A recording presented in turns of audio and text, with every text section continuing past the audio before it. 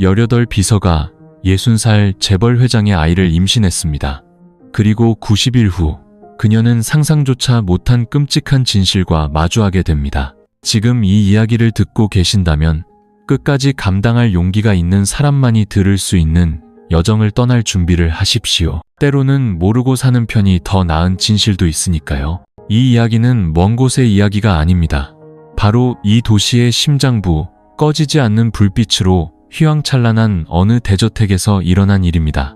주인공은 이제 막 고등학교를 졸업한 18살 소녀 서연입니다. 사랑 한번 해본 적 없고 어른의 세계가 어떤 맛인지도 모르는 순수한 아이였죠. 하지만 모든 것이 반짝이고 향기롭고 눈부시게 화려한 상류층의 세계에 발을 들인 지 불과 석 달 만에 서연은 임신을 하게 됩니다. 뱃속 아이의 아버지는 60살의 박태준 회장. 권위적이고 냉정하며 고독한 남자. 모두가 우러러보지만 누구도 감히 가까이 다가서지 못하는 사람. 지난 20년간 단 한 번도 특정 여성과 공개적으로 관계를 맺은 적 없는 철벽 같은 재벌 총수였죠. 하지만 백발의 머리, 깊은 눈빛, 속을 알 수 없는 미소를 가진 그가 어린 소녀의 마음에 들어와 그녀의 젊음과 자유, 그리고 뱃속에서 자라나는 영혼까지 모두 훔쳐가 버렸습니다. 서연이 그의 곁에 나타나자 도시는 온통 떠들썩했습니다. 어떤 이는 그녀를 돈을 노린 꽃뱀이라 욕했고, 다른 이는 제 할아버지 뻘 되는 남자를 사랑한 어리석은 아이라고 혀를 찼습니다. 하지만 그 누구도 몰랐습니다. 서연이 잠 못 이루는 밤들은 세상의 손가락질 때문이 아니라 그녀를 바라보는 그의 눈빛 때문이었다는 것을. 부드럽고 고요하지만 심연처럼 한없이 깊었던 그 눈빛 말입니다. 사람들은 이 관계를 비정상적이고 나이 차이가 극심한, 어쩌면 뒤틀린 사랑이라 생각했지만 진실은 그보다 훨씬 더 잔혹했습니다. 관계가 시작된 지 90일째 되던 날, 서연은 끔찍한 비밀 하나를 발견하고 말았으니까요. 그 비밀은 그녀를 한밤중에 구역질하게 만들었습니다. 입덧 때문이 아니었습니다. 심장이 찢어지는 고통 때문이었죠. 이 이야기는 그저 자극적인 가십이 아닙니다. 한 사람의 인생에 새겨진, 이미 아물었지만 기억할 때마다 저려오는 흉터 같은 이야기입니다. 그리고 오늘 맨발로 지옥을 건넜던 소녀 서연이 모든 것을 이야기하려 합니다. 그날 아침, 서울에는 보슬비가 내리고 있었습니다. 서연은 초고층 빌딩 옆 좁은 처마 밑에 서서 빗물에 거의 다 젖어버린 서류 봉투를 꽉 쥐고 있었죠. 차가운 초겨울 바람에 긴 검은 머리가 헝클어졌고 얇은 천으로 된 운동화는 빗물을 머금고 축축했습니다. 앳된 얼굴은 18이라는 나이보다도 더 어려 보였지만 그녀의 눈빛만은 흔들리지 않았습니다. 연약해 보이는 모습 뒤에는 반드시 합격하고야 말겠다는 굳은 결심이 숨어 있었죠. 태산그룹, 이름만 들어도 누구나 우러러보는 대기업, 서울의 중심부, 소위 있는 집 자식들만 들어갈 수 있다는 그곳. 그는 주위를 둘러보더니 이름을 불렀습니다. 김서연 씨. 서연은 공손하게 일어나 대답했습니다. 네, 접니다. 저를 따라오시죠. 그들은 긴 복도와 유리로 된 엘리베이터, 도서관처럼 고요한 사무실들을 지나쳤습니다. 마침내 남자가 두꺼운 원목문을 열자 그 안으로 거대한 집무실이 모습을 드러냈습니다. 책상 뒤편 벽에는 커다란 초상화가 걸려 있었습니다. 백발의 머리, 깊은 눈, 날렵한 광대뼈를 가진 남자. 위엄과 비밀스러움을 동시에 품은 듯한 얼굴이었죠. 그리고 바로 그 그림 속의 남자가 안쪽 작은 휴게실에서 걸어 나왔습니다. 박태준 회장. 그는 하얀 셔츠에 차콜색 넥타이를 맨 채 천천히 걸어 나왔습니다. 단 한 올의 흐트러짐도 용납하지 않겠다는 듯 백발은 깔끔하게 빗어 넘겨져 있었죠. 그의 시선이 서연을 훑었습니다. 정확히 3초, 그리고 멈췄습니다. 그 3초 동안 서연은 마치 뼛속까지 꿰뚫어보는 듯한 기분을 느꼈습니다. 나이가 몇 살이지? 네, 18살입니다. 그렇게 어린데 경영지원실 비서를 하겠다고? 배우고 싶습니다. 그리고 잘할 수 있습니다. 박태준 회장은 아무 말도 하지 않았습니다. 그는 의자로 돌아가 노트북을 열었죠. 면접이 끝났다고 생각한 순간 그가 갑자기 물었습니다. 타자는 칠 줄 아나? 10손가락으로. 네, 할 수 있습니다. 이 문서 다시 쳐보도록. 3분 주지. 저쪽 컴퓨터를 써. 서연은 보조 컴퓨터로 다가가 A 사용지 3장 분량의 문서를 보았습니다. 그녀는 망설임 없이 자리에 앉아 타자를 치기 시작했습니다. 한 번의 오타도, 한 번의 망설임도 없이 고개조차 들지 않았습니다. 손가락이 키보드에 닿을 때마다 그녀는 이곳에 구걸하러 온 것이 아니라 증명하러 왔다는 사실을 스스로에게 되새겼습니다. 3분이 흘렀고 박 회장이 다가와 모니터를 확인했습니다. 오타 하나 없었고 서식은 깔끔했으며 군더더기 없는 완벽한 문서였죠. 그는 등을 돌려 자리에 앉더니 수화기를 들었습니다. 인사팀장 채용 명단에 추가해. 서연은 거의 숨이 멎는 것 같았습니다. 재벌 회장은 아무것도 더 묻지 않았습니다. 이력서도 경력도 사람들이 말하던 2차, 3차 면접도 없었습니다. 단 3분, 한 번의 눈빛, 그리고 하나의 결정. 그녀 인생의 첫 번째 거대한 문이 그렇게 열렸습니다. 하지만 그녀는 몰랐습니다. 그 문 뒤에 있는 것은 빛이 아니라 그녀가 상상할 수 있는 가장 깊고 어두운 심연이라는 것을. 그날 이후 서연은 태상그룹 역사상 최연소 비서가 되었습니다. 많은 이들이 비웃었고 질투했으며 의심의 눈초리를 보냈습니다. 사회생활 경험이라곤 전무한 20살도 안 된 소녀가 그룹 최고위층을 직접 보좌하게 되다니 너무나 이례적인 일이었죠. 하지만 서연은 신경 쓰지 않았습니다. 그녀는 고장 없는 기계처럼 성실하게 일했습니다. 문서 한 줄, 커피 한 잔, 회의 일정 하나까지 꼼꼼하게 챙겼죠. 그녀는 필요 이상의 말을 하지 않았고 잡담을 나누려 하지도 주목받으려 하지도 않았습니다. 그녀에게 이 직장을 지키는 것은 곧 미래를 지키는 것과 같았으니까요. 그녀의 직속상관인 박태준 회장 역시 말이 많은 편이 아니었습니다. 모두의 눈에 그는 권력의 상징이었습니다. 15년 전 아내가 갑작스럽게 세상을 떠난 후 그룹 전체를 재건한 인물이었죠. 그는 웃지 않았고 친절하지 않았으며 단 한순간도 흐트러진 모습을 보이지 않았습니다. 그의 이전 비서는 그 숨막히는 분위기를 견디지 못하고 3개월 만에 그만뒀다고 했습니다. 하지만 어째서인지 서연은 그의 등 뒤에 서서 회의록을 작성하거나 서류를 정리할 때 오히려 안정감을 느꼈습니다. 그에게는 그녀를 두렵게 만들지 않는 무언가가 있었습니다. 그가 다정해서가 아니었습니다. 그가 너무나 고요했기 때문이었죠. 마치 감춰야 할 것이 너무 많은 사람의 침묵처럼. 어느 늦은 저녁, 서연은 긴급 요청받은 재무 보고서를 작성하느라 사무실에 남아 있었습니다. 밖에는 비가 세차게 내리고 있었고 31층 사무실의 불은 대부분 꺼져 있었죠. 그녀는 박 회장에게 서류를 전달하기 위해 그의 집무실 문을 열었습니다. 그리고 그 순간 그가 그녀를 바라보는 눈빛은 호수처럼 고요했지만 절벽처럼 깊었습니다. 상사가 직원을 보는 눈빛도 아버지가 딸을 보는 눈빛도 아니었습니다. 한 남자가 한 여자를 바라보는 눈빛이었죠. 서연은 순간 멈칫했습니다. 그리고는 시선을 내리깔고 고개를 숙여 책상 위에 서류를 올려놓았습니다. 요청하신 보고서입니다. 그럼 퇴근해보겠습니다. 그녀는 돌아서서 가방을 쥔 손을 가볍게 떨었습니다. 하지만 문으로 채가기도 전에 그의 목소리가 나지막이 울렸습니다. 혼자 사나? 그녀는 멈춰서서 돌아보았습니다. 아니요, 이모랑 같이 삽니다. 하지만 이모는 식당 일을 하셔서 보통 새벽 3시부터 시장에 나가십니다. 그는 가볍게 고개를 끄덕이더니 침묵했습니다. 한참 후 그가 더는 아무 말도 하지 않을 거라 생각했을 때 그가 거의 속삭이듯 말했습니다. 너와 같은 눈을 가진 사람이 오랫동안 나를 잠 못 들게 했었지. 서연은 의아한 표정으로 고개를 들었지만 그는 이미 모니터로 시선을 돌린 채 그녀에게 가보라는 손짓을 했습니다. 그날 밤 서연은 자취방으로 돌아와서도 심장이 미친 듯이 뛰었습니다. 어째서인지 그 눈빛과 그 한마디가 지워지지 않는 잉크 자국처럼 마음에 번져나갔습니다. 그리고 그날 이후 박 회장은 그녀를 더 자주 바라보기 시작했습니다.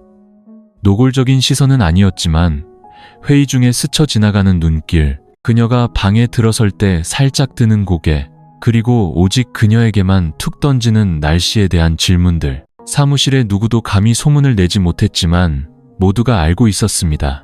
전혀 어울릴 것 같지 않은 두 사람 사이에 무언가 조용히 형성되고 있다는 것을. 하지만 서연에게는 아무런 배경이 없었습니다. 그저 평범한 성적의 졸업장과 또렷한 목소리, 그리고 그 무엇보다 값진 것 하나를 가졌을 뿐이었죠. 작은 칼국수 가게를 운영하는 이모 밑에서 자란 소녀의 자존심. 그녀는 깊게 숨을 들이마시고 거대한 유리 회전문을 통과했습니다. 문 안쪽은 완전히 다른 세상이었습니다. 차갑고 반짝이고 낯선 공기가 흘렀죠. 안내 데스크 직원은 의심과 피로가 섞인 눈으로 그녀를 위아래로 훑어보았습니다. 서연은 당황하지 않고 서류를 내밀며 미소 지었습니다. 경영지원실 비서직 면접 보러 왔습니다. 굿이 예약이시네요. 저쪽 의자에서 잠시 기다리시면 곧 부를 겁니다. 서연은 자리에 앉아 가슴이 두근거렸지만 꼿꼿하게 허리를 폈습니다. 이곳은 서류만 보는 게 아니라는 걸 알았기 때문입니다. 앉는 자세, 미소 짓는 방식, 걷는 모습까지 마치 모든 행동 하나하나가 평가받는 듯했죠. 잠시 후 짙은 남색 정장을 입은 중년 남성이 걸어 나왔습니다. 그는 셔츠 단추 2개를 푼 채 넥타이를 느슨하게 하고 조용히 앉아 있었죠. 하얀 병원 조명 아래 그의 얼굴에 피로하게 새겨진 주름과 마치 큰 바위를 내려놓은 듯 무겁게 가라앉은 눈빛이 선명하게 보였습니다. 정신이 드나 그의 목소리는 너무나 낮고 쉬어 있어서 서연은 자신이 꿈을 꾸고 있는 건 아닌지 착각할 뻔했습니다. 제가 왜 과로의 저혈당이다. 아침 굶은 지 얼마나 됐지? 그녀는 얼굴을 붉히며 작은 목소리로 중얼거렸습니다. 고향에 돈을 좀 더 보내드리려고 아끼느라. 그는 대답 없이 고개를 숙여 링거를 막고 있는 그녀의 손을 가만히 감쌌습니다. 한참 후에야 그는 평소의 단호한 모습과는 달리 드문드문 말을 이었습니다. 아직 젊어. 너무 무리하지 마라. 네가 다시 쓰러지는 모습 보고 싶지 않다. 그 짧은 한마디가 서연의 마음에 큰 파문을 일으켰습니다. 지금껏 그녀는 그림자처럼 살아왔습니다.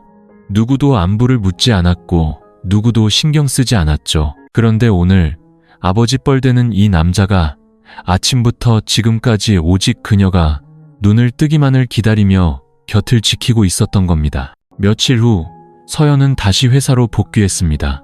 모든 것이 예전과 같아 보였지만 더는 예전 같지 않았습니다. 두 사람의 거리를 영원히 바꿔놓은 사건이 일어났기 때문이죠. 그날은 비가 몹시 내렸고 그녀는 긴급 계약서를 수정하기 위해 야근을 하고 있었습니다.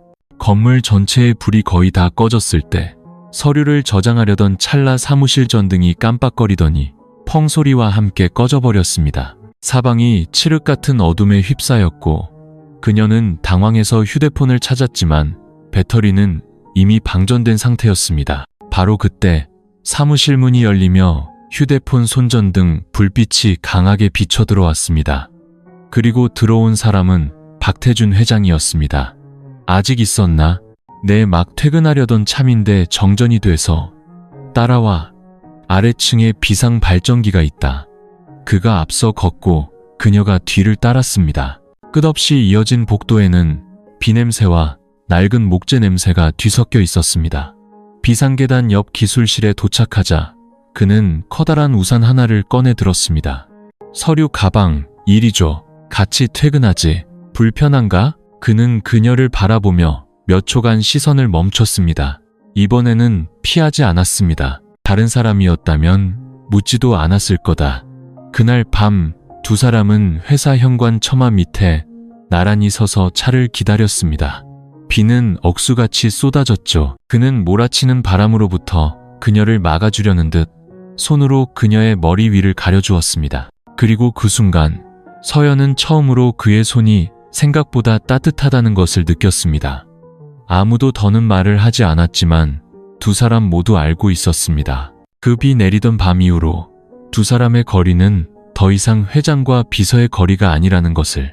그것은 경계를 살짝 벗어난 첫걸음이었습니다. 아무것도 아닐 거라 생각했지만 다시는 되돌아갈 수 없는 길이었습니다. 그 비 오던 밤 이후 모든 것이 조용하지만 분명하게 다른 궤도로 움직이기 시작했습니다. 서연은 여전히 아침 일찍 출근했고 성실하게 일했으며 회의실에 들어설 때면 공손하게 고개를 숙였습니다. 하지만 그녀와 박 회장의 시선이 마주칠 때마다 등줄기를 타고 짜릿한 무언가가 흘렀습니다. 설렘과 두려움, 그리고 기대감이 뒤섞인 낯선 감정이었죠. 그 남자는 더 이상 거리를 두지 않았습니다. 그는 사소한 것 하나하나에 신경 쓰기 시작했습니다. 그녀가 머리를 푼 날 대신 묶은 날, 평소보다 화장을 옅게 한 날, 심지어 바지 대신 치마를 입은 날까지도. 업무 지시는 이제 사적인 질문과 함께 건네졌습니다. 아침은 먹었나? 몇 시에 퇴근하지? 주말에 고향에는 다녀오나? 회사 내 누구도 감히 드러내놓고 이야기하진 못했지만 박 회장이 서연을 집무실로 부를 때마다 사람들의 눈은 몰래 그들을 쫓았습니다. 무슨 일이 일어나고 있는지 정확히는 몰랐지만 단순한 업무 관계가 아니라는 것은 모두가 느낄 수 있었죠. 어느 늦은 오후, 박 회장은 다음 날 아침 주주총회 자료 준비를 도와달라며 서연에게 남아달라고 요청했습니다. 서연은 망설이지 않았습니다. 그가 필요로 할 때 그녀는 언제나 준비되어 있었죠. 일이 모두 끝났을 때 시계는 밤 9시를 가리키고 있었습니다. 가끔 비가 내리기 시작했고 차가운 바람이 사무실 유리창을 때렸습니다. 박 회장은 시계를 보더니 물었습니다. 저녁은 먹었나? 아직요. 집에 가서 먹으려고요. 그럼 나랑 같이 먹지. 부담 갖지 말고. 그녀는 멈칫했습니다. 가벼운 한마디였지만 그 상황에서 그 말은 거절하기 어려운 제안의 무게를 담고 있었죠. 그녀는 무언가 알 수 없는 힘에 이끌리듯 고개를 끄덕였습니다. 그들은 오직 박 회장만이 사용할 수 있는 펜트하우스의 작은 다이닝룸에 앉았습니다. 따뜻한 노란 조명, 고요한 공간, 그리고 정성스럽게 가꿔진 화분들 사이로 부드러운 바람이 불어왔습니다. 테이블 위에는 간단하지만 정갈한 두 사람분의 식사가 차려져 있었죠. 그가 부드럽게 와인을 따르며 물었습니다. 이런 저녁 식사 해본 적 있나? 그녀는 고개를 저었습니다. 고향에서 그녀의 저녁은 늘 된장찌개와 나물 반찬이 전부였습니다. 그녀는 단 한 번도 이런 남자와 마주 앉아본 적이 없었고 반짝이는 노란 조명 아래서 누군가를 바라본 적도 없었습니다. 조금 낯설어요.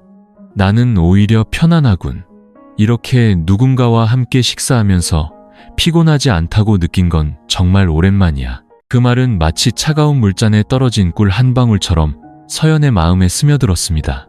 그녀는 살짝 미소 지으며 처음으로 고개를 들어 그의 눈을 똑바로 쳐다봤습니다. 그 순간 두 사람의 시선이 교차했습니다. 더 이상 직원과 상사도 늙은이와 젊은이도 아니었습니다.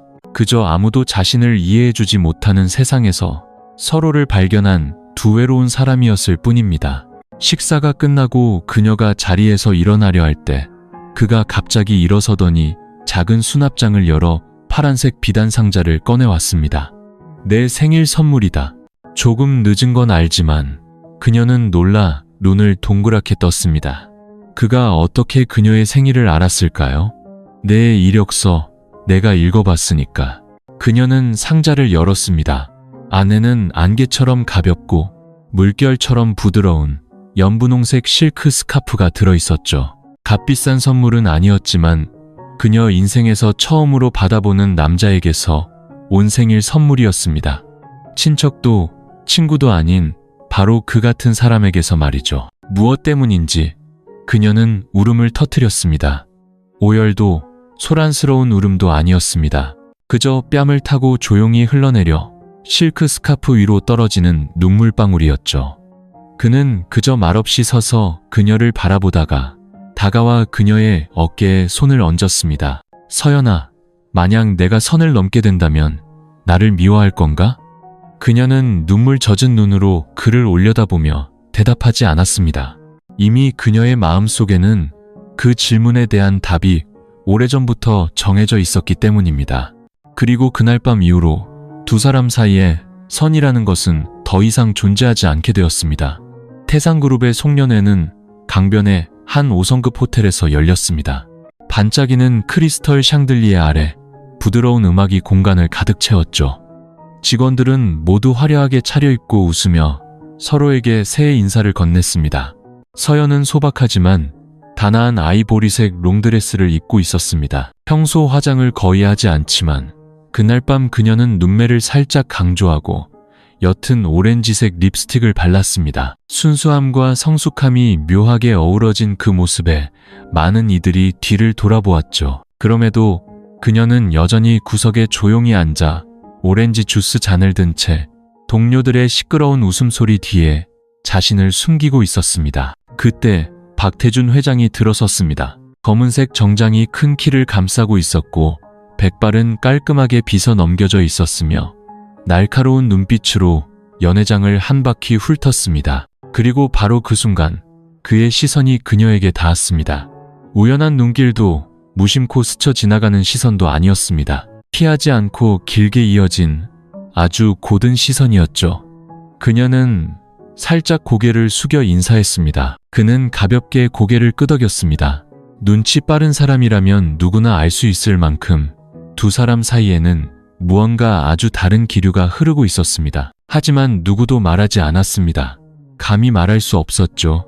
파티는 평소처럼 흘러갔지만 서연의 마음속은 무언가 계속해서 저릿했습니다. 설렘인지 기대인지 아니면 막을 수 없이 다가올 미래에 대한 두려움인지 알 수 없었죠. 밤 10시가 다 되어갈 무렵 그녀는 두통을 핑계로 일찍 자리를 떴습니다. 하지만 로비를 막 벗어났을 때 누군가의 손이 그녀의 어깨에 가볍게 얹혔습니다.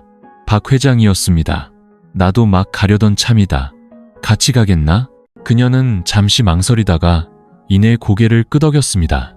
그들은 그의 저택으로도 그녀의 자취방으로도 가지 않았습니다. 대신 강변의 한 고층 빌딩 꼭대기에 위치한 박 회장이 조용히 쉬고 싶을 때만 찾는다는 개인적인 펜트하우스로 향했죠. 방은 화려하진 않았지만 아늑했습니다. 짙은 갈색 원목 가구, 부드러운 조명, 그리고 자동 음향 시스템에서 흘러나오는 작은 재즈 음악 소리. 그는 그녀에게 따뜻한 물 한 잔을 건네고는 그 어느 때보다 가까운 거리에 마주 앉았습니다. 두렵나? 그녀는 고개를 저었지만 컵을 쥔 손은 미세하게 떨리고 있었습니다. 그는 더 이상 아무 말도 하지 않고 마치 말없는 동의를 기다리는 사람처럼 조용히 그녀를 바라보았습니다. 누가 먼저 다가갔는지는 기억나지 않습니다. 다만 그가 손을 뻗어 그녀의 뺨을 부드럽게 감쌌을 때 그녀가 피하지 않았다는 것만 기억할 뿐입니다. 심장은 유리창을 때리는 빗소리처럼 빠르게 뛰었습니다. 낯설고 따뜻하고 영원히 빠져들고 싶은 감각이었죠. 그들의 입술이 닿았을 때 그녀는 조용히 눈을 감았습니다. 처음으로 감정에 몸을 맡긴 순간이었습니다. 더 이상 비서도 회장도 아니었습니다. 40년이 넘는 나이 차이도 존재하지 않았습니다. 그날 밤 그들은 온 세상이 잠든 순간 서로를 발견한 두 명의 길 잃은 사람이었습니다. 다음 날 아침 서연은 그의 품에서 잠을 깼습니다. 커튼 사이로 스며든 햇살이 그녀의 하얀 피부를 비추고 있었죠. 그는 아직 잠들어 있었고 그 모습은 그녀가 지금껏 봐왔던 그 어떤 모습보다도 평온해 보였습니다. 그녀는 한참 동안 그를 바라보았습니다. 머릿속은 텅 비어 있었고 오직 한 문장만이 맴돌았습니다. 만약 이것이 잘못된 일이라면 왜 내 마음은 이토록 평온한 걸까? 그날 밤 이후 3주가 지났을 때 서연은 몸에 이상한 변화를 느끼기 시작했습니다. 계속해서 피곤했고 입맛이 없었으며 커피나 향수 냄새만 맡아도 갑자기 헛구역질이 났습니다. 처음에는 그저 업무 스트레스나 가벼운 감기라고 생각했죠. 하지만 생리가 열흘 넘게 늦어지자 서연은 더 이상 스스로를 안심시킬 수 없었습니다. 어느 점심시간 그녀는 몰래 1시간 휴가를 내고 택시를 잡아 고등학교 동창이 실습생으로 일하는 작은 산부인과를 찾았습니다. 대기실에 앉아있는 동안 손은 차갑게 식었고 심장은 세차게 뛰었습니다. 머릿속은 수백 가지 가정으로 복잡했죠. 아닐 거야. 그냥 호르몬 불균형일 거야. 설마 아닐 거야. 하지만 검사 결과는 모든 가정을 끝내버리는 선명하고 짙은 붉은색 한 줄이었습니다. 임신이었습니다. 젊은 의사 친구가 그녀 옆에 앉아 손을 가만히 잡아주었습니다. 서연아, 임신 4주 정도 됐어. 아직 아기즘만 보이지만 확실해. 서연은 아무 말도 하지 못하고 작게 고개를 끄덕였습니다. 그녀는 병원을 나섰지만 다리에 힘이 풀려 주저앉을 것만 같았습니다. 울지도 소리치지도 않았습니다. 그저 가슴에 텅 빈 공간이 생겨 그 무엇으로도 채울 수 없을 것 같았죠. 그날 오후 내내 그녀는 회사로 돌아가지 않고 텅 빈 공원 벤치에 홀로 앉아 있었습니다. 뛰어노는 아이들의 웃음소리가 마치 작은 칼날이 되어 그녀의 마음을 한 박자 한 박자 도려내는 것 같았죠. 어떻게 엄마가 될 수 있을까? 이제 겨우 18, 대학 졸업도 하지 못했고 아직 자기 자신이 누구인지도 다 모르는데 아이의 아버지는 60살의 남자, 회장님, 재벌, 권력가라는 이름은 가졌지만 연인도 폭풍우를 함께 헤쳐나갈 동반자도 아니었. 그녀는 그저 길을 잃고 그의 인생에 예기치 않게 뛰어든 사람이었고 이제는 스스로도 감당할 수 없는 결과를 남기고 말았습니다. 그날 저녁 박 회장에게서 전화가 걸려왔습니다. 사무실에 안 들어왔더군. 그녀는 침묵했습니다. 무슨 일 있나? 그의 목소리가 낮게 가라앉았습니다. 서연은 대답할 수 없었습니다. 머릿속이 온통 엉망진창이었죠. 하지만 10분 후 다시 전화벨이 울렸습니다. 이번엔 그가 아니라 자취방 주인이었습니다. 고급 세단 한 대가 문 앞에 서 있는데 차에 탄 사람이 그녀에게 급한 볼일이 있다고 전해달라는 것이었죠. 그녀가 밖으로 나가자 정말 박 회장이었습니다. 그는 차문을 열고 아무 말 없이 이상할 정도로 깊고 차분한 눈빛으로 그녀를 바라보았습니다. 차에 타. 얘기 좀 하자. 그들은 강변의 한적한 공터에 차를 세웠습니다. 도시의 불빛이 물결 위에 아른거리며 반사되었죠. 바람은 차가웠지만 부드러웠고 그녀는 그를 보지 않은 채 두 손을 꽉 맞잡고 침묵을 지켰습니다. 마침내 박 회장이 입을 열었습니다. 나에게 할 말 있나? 그녀는 입술을 깨물고 속삭였습니다. 임신했어요. 충격도 당황도 없었습니다. 그는 마치 예상했다는 듯 고개를 끄덕일 뿐이었죠. 알고 있었다. 네가 변하는 걸 느꼈으니까. 네 눈은 아무것도 숨기지 못해. 서연은 처음으로 그의 눈에 약간의 분노를 담아 바라보았습니다. 그럼 어떻게 하실 건데요? 아이는 내가 전적으로 책임지겠다. 하지만 그건 방법이 아니잖아요. 이게 옳은 방법이라고는 안 했다. 하지만 유일한 방법이다. 널 강요하진 않겠다. 하지만 네가 아이를 낳는다면 그 아이는 나의 합법적인 상속자가 될 거다. 그 말은 서연을 망연자실하게 만들었습니다. 돈 때문도 신분 때문도 아니었습니다. 이 남자가 자신의 모든 권력을 이용해 18살 소녀인 그녀를 자신의 핏줄을 이을 아이의 어머니로 만들고 있다는 사실 때문이었죠. 그날 밤 그녀는 잠을 이루지 못했습니다. 침대에 누워 천장을 바라보았지만 마음은 천근만근 무거웠습니다. 누구도 아이를 지우라고 강요하지 않았지만 누구도 그녀가 엄마가 될 준비가 되었는지 묻지 않았습니다. 그리고 그녀는 미처 예상하지 못했습니다. 뱃속의 이 아이가 그녀를 또 다른 진실 앞으로 이끌게 되리라는 것을. 만약 그 진실을 미리 알았더라면 그녀는 아마 그의 처음 그 면접실에 발을 들여놓지 않았을 겁니다. 소문은 기사 한 줄이나 내부 정보 유출로 시작된 것이 아니었습니다. 그저 몰래 찍힌 사진 한 장으로 시작되었죠. 흐릿한 사진이었지만 긴 머리의 젊은 여성이 소박한 원피스를 입고 태산그룹 소유의 번호판을 단 고급 세단에서 내리는 모습은 선명했습니다. 그리고 그 옆에는 쏟아지는 비를 막아주려 우산을 기울여든 남자, 바로 박태준 회장이 있었습니다. 그 사진은 한 온라인 커뮤니티에 올라왔습니다. 처음에는 몇십 개의 댓글만 달렸지만 하룻밤 사이에 걷잡을 수 없는 불길처럼 번져나갔습니다. 태산그룹 회장의 새 비서, 42살 차이의 연인, 현대판 신데렐라인가 아니면 희대의 꽃뱀인가. 출처도 근거도 없는 수많은 글과 댓글, 루머들이 쏟아져 나왔습니다. 서연은 순식간에 직장인들 사이에서 심지어 SNS에서 가장 많이 언급되는 이름이 되었습니다. 그녀가 회사에 들어설 때마다 모든 시선이 쏠렸습니다. 더 이상 호기심이 아닌 노골적인 비난과 판결의 눈빛이었죠. 친구들은 점점 멀어졌고 친하게 지내던 동료들은 거리를 두기 시작했습니다. 심지어 그녀를 지나치며 대단하다, 회장님을 낙다니, 순진한 척하더니 높은 나무도 잘 타내라며 비아냥거리는 사람도 있었습니다. 그녀는 아무 말도 하지 않았습니다. 해명도 변명도 하지 않았죠. 하지만 그 한마디 한마디, 눈빛 하나하나가 날카로운 바늘이 되어 살갗을 뚫고 들어와 끊임없이 고름을 만들어냈습니다. 하지만 그녀를 가장 놀라게 한 것은 박 회장의 반응이었습니다. 월요일 아침 주주총회에서 수십 명의 투자자와 고위 임원들 앞에서 그는 갑자기 김서연 비서와 관련된 사안에 대해 발표했습니다. 김서연 비서는 현재 임신 중이며 아이는 내 아이입니다. 제가 전적으로 책임지겠습니다. 회의장은 순식간에 얼어붙었습니다.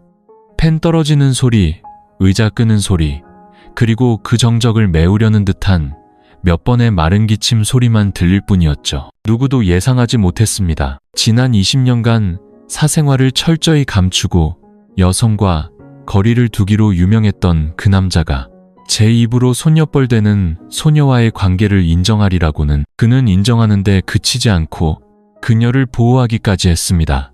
그녀는 누구의 것도 빼앗지 않았고 내게 아무것도 구걸하지 않았습니다. 그리고 여기 있는 그 누구에게도 해명할 의무가 없습니다.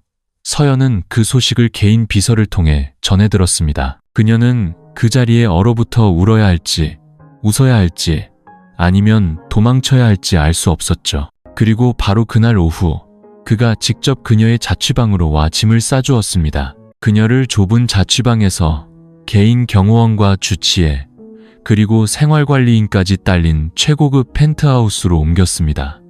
마치 귀한 공주님처럼요. 하지만 그녀의 마음속에는 사랑받는다는 느낌 대신 쇠사슬에 묶여놓은 단상 위에 올려져 모든 사람의 손가락질과 저주를 받는 듯한 기분만 들었습니다. 새 아파트에서의 첫날 밤, 그녀는 거대한 유리창 너머로 도시를 내려다보았습니다.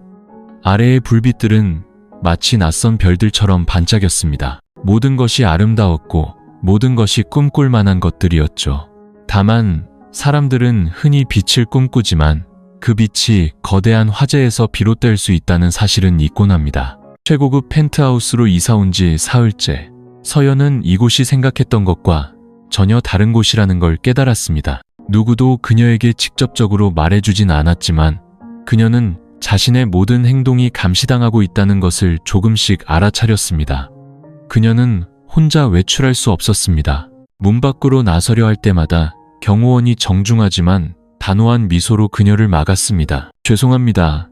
서연님, 회장님의 지시가 있었습니다. 외출을 원하시면 미리 말씀해 주셔야 차량을 준비할 수 있습니다. 그녀는 멋대로 전화를 걸어 누구와도 연락할 수 없었습니다. 이모에게 전화를 걸 때마다 통화는 몇 분 만에 알 수 없는 이유로 끊겼습니다. 그녀는 SNS에 글을 올릴 수도 없었습니다. 로그인하려 하면 갑자기 오류 메시지가 떴고 보낸 메시지에는 답장이 오지 않았습니다. 모든 것이 부드럽고 조용하게 일어났지만 마치 보이지 않는 비단 그물 같았습니다. 그녀는 학대받지 않았습니다.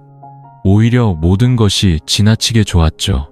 새끼 식사는 전속 요리사가 준비한 영양가 높은 음식이었고 주치의는 이틀에 한 번씩 정기적으로 방문했습니다.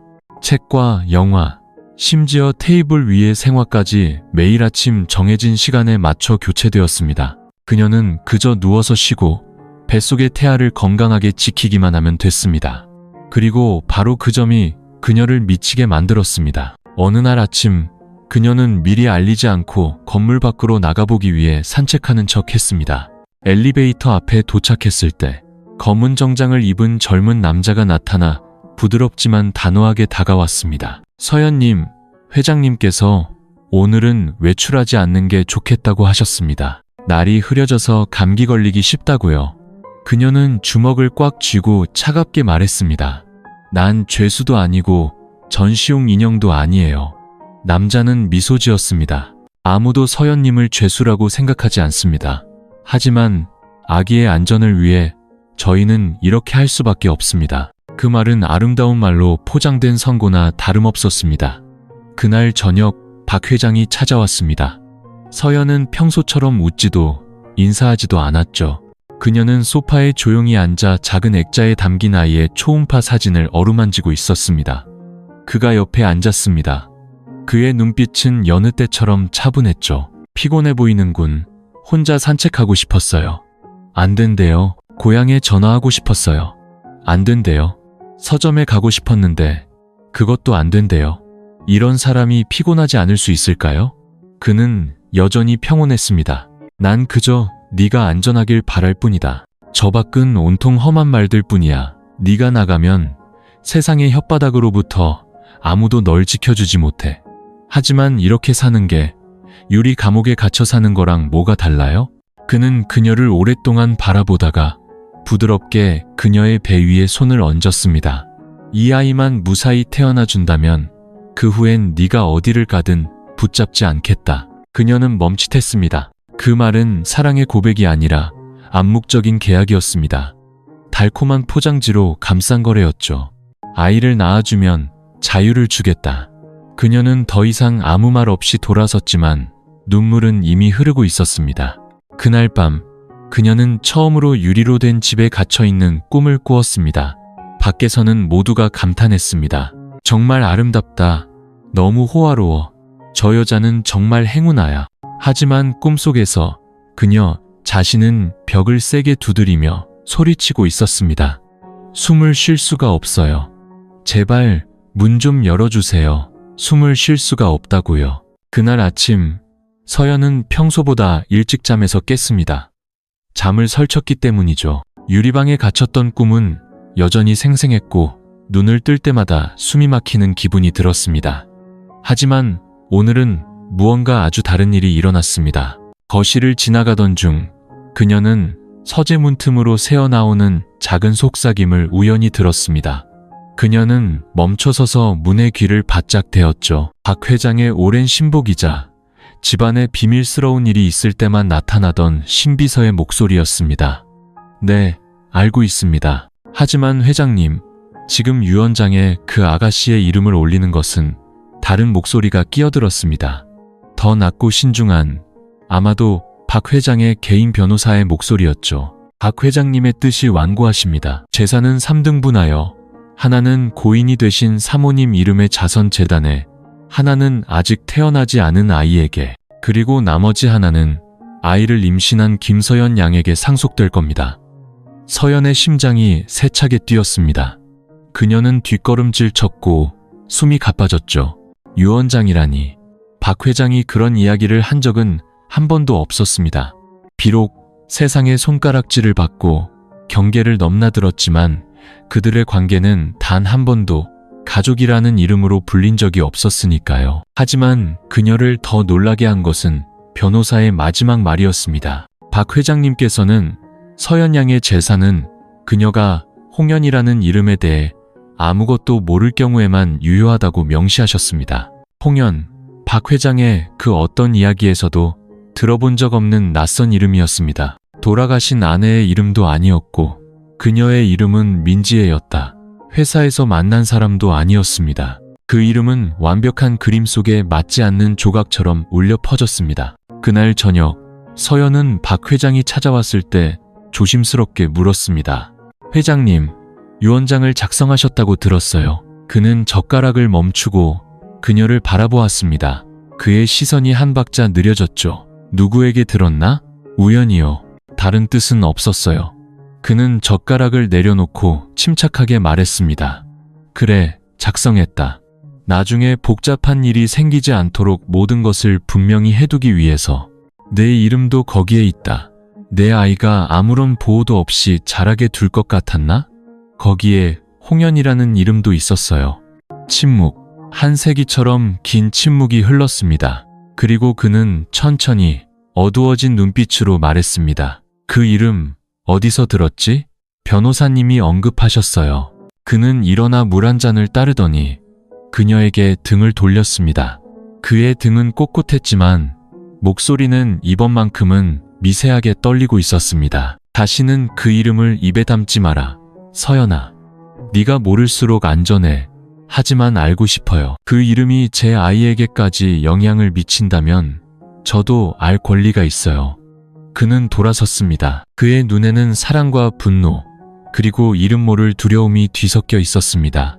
그 이름은 상처다. 내가 20년간 묻어온 것이다. 그걸 파헤치지 마라, 서연아. 그녀는 더 이상 말하지 않았지만 마음속에서는 멈출 수 없는 의문이 피어났습니다. 한번 입 밖으로 나온 이름은 결코 잊힐 수 없었으니까요. 그날 밤 그녀는 서재에 앉아 박 회장이 메모지에 비밀번호를 적어두고 갔던 그의 낡은 노트북을 열었습니다. 그녀는 검색창에 입력했습니다. 홍연 플러스 박태준 플러스 2004년. 결과는 원본 페이지에서는 삭제되고 아카이브에만 희미하게 남아있는 낡은 기사 하나였습니다. 재벌 총수 박태준 회장 딸 홍연, 스캔들 후 의문의 실종. 그녀는 눈을 크게 뜨고 떨리는 입술로 기사를 읽어내려갔습니다. 기사는 짧았지만 충격적인 내용으로 가득했습니다.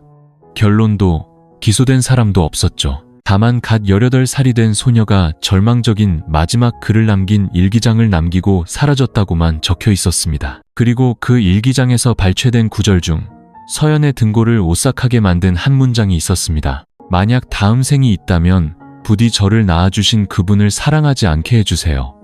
홍연이라는 이름이 등장한 이후 서연은 극도의 긴장감 속에서 살았습니다. 마치 치명적인 비밀을 건드린 사람처럼 누구도 명확히 말해주지 않았지만 그 이름의 그림자가 모든 것을 뒤덮었습니다.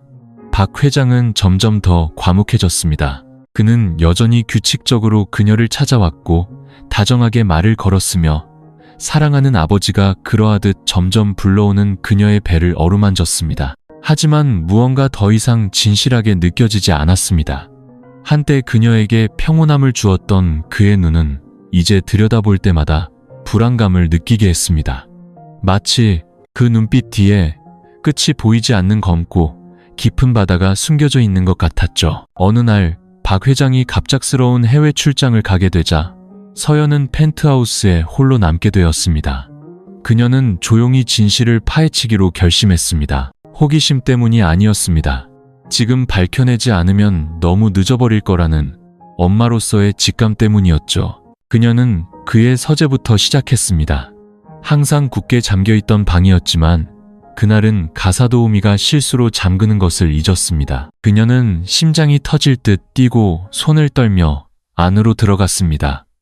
내부는 과거의 흔적이라곤 조금도 남기지 않으려는 듯 무감각할 정도로 깔끔하게 정돈되어 있었죠. 하지만 짙은 갈색의 원목 서랍장 가장 아래 칸에서 그녀는 먼지 쌓인 낡은 상자 하나를 발견했습니다. 그녀는 상자를 열었습니다. 안에는 시간이 흘러 누렇게 변색된 낡은 사진 뭉치가 들어있었죠.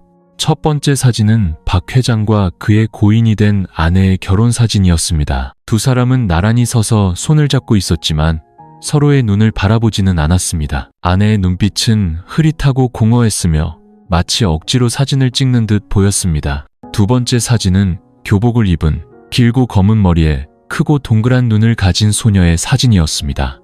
소녀는 박 회장 옆에 서서 그의 허리를 감싸 안고 환하게 웃고 있었죠. 사진 귀퉁이에는 손글씨가 적혀 있었습니다. 18번째 생일, 아빠랑. 서연의 손이 멈췄고 온몸이 차갑게 식었습니다. 홍연. 그리고 글씨는 분명히 아빠랑이라고 적혀 있었습니다. 그녀는 다음 사진들을 넘겼습니다. 홍연이 지금 그녀가 머무는 거실과 아주 흡사한 방에서 피아노를 치는 사진이 있었습니다. 다른 사진에서는 홍연이 박 회장의 무릎에 앉아 그의 어깨에 머리를 기대고 있었죠. 모두 평범한 부녀 관계라고 하기에는 너무나 사적이고 너무나 친밀한 순간들이었습니다. 그녀는 떨리는 손으로 마지막 사진을 꺼내 들었습니다. 그것은 초음파 사진이었습니다. 날짜는 2004년 7월. 산모 이름 홍연, 후, 이름 미기재. 서연은 그대로 의자에 주저앉았습니다. 심장을 누군가 꽉 움켜쥐는 것 같았죠. 사진은 아무 말도 하지 않았지만 그것만으로도 충분했습니다. 박 회장의 딸 홍연은 2004년 그녀가 막 18살이 되었을 때 임신을 했었습니다. 그리고 만약 언론 보도가 사실이라면, 만약 홍연이 자신의 친아버지를 사랑했다면, 만약 그녀가 임신 후 사라졌다면, 그렇다면 그 아이는 어디로 갔을까? 그리고 무엇보다 왜 하필 서연이 선택되었을까?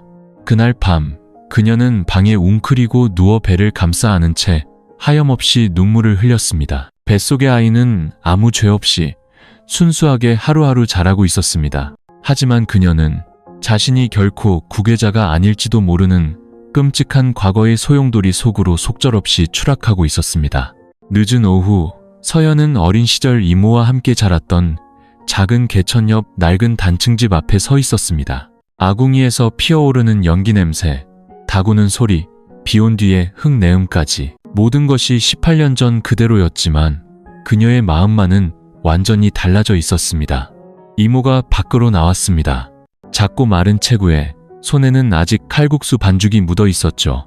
서연을 보자 이모는 잠시 놀란 듯 하더니 황급히 그녀를 집 안으로 이끌었습니다. 세상에, 연락도 없이 갑자기 무슨 일이야? 별일 없는 거지? 서연은 억지로 웃으며 말했습니다.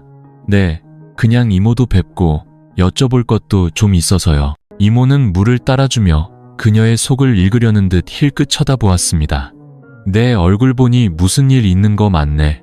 눈 밑은 시커멓고 얼굴은 왜 이렇게 창백해?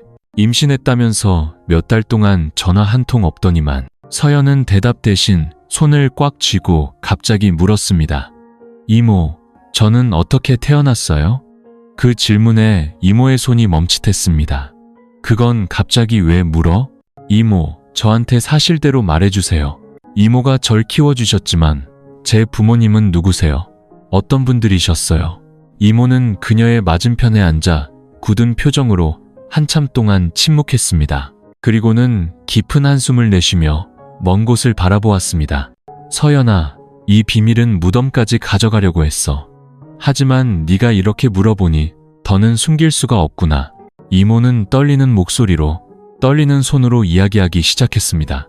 마치 한마디 한마디가 가슴을 베는 듯 했죠. 그해 아주 부유한 남자 한 명이 이 외딴 시골 마을을 찾아왔다고 했습니다.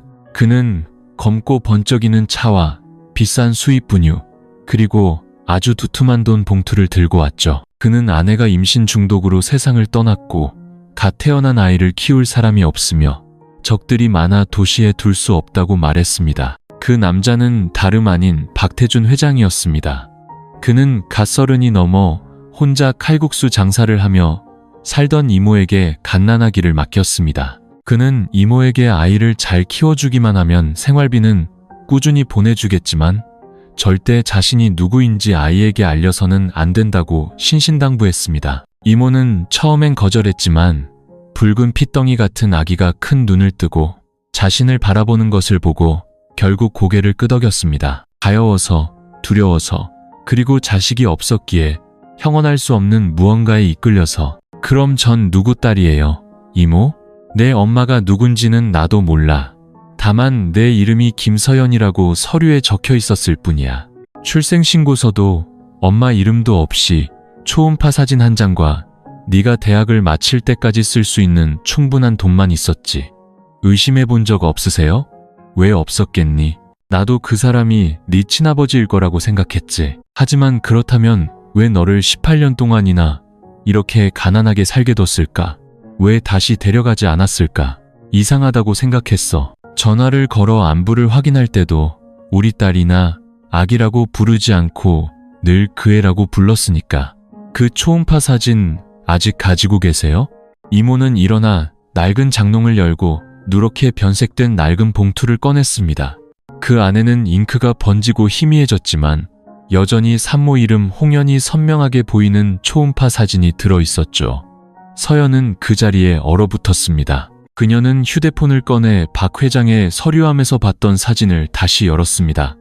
똑같은 이름, 똑같은 날짜, 똑같은 산모. 두 장의 사진, 한 명의 아이, 한 명의 엄마. 단 한 가지 다른 점은 그 아이가 바로 그녀 자신이라는 것이었습니다. 이모는 눈물을 글썽이며 그녀의 손을 꽉 잡았습니다. 나는 아무것도 몰랐어. 그저 정으로 널 키웠을 뿐이야. 네가 이런 일의 결과물인 줄 알았다면 처음부터 받지 않았을 거야. 서연은 이모의 어깨에 고개를 묻고 흐느꼈습니다.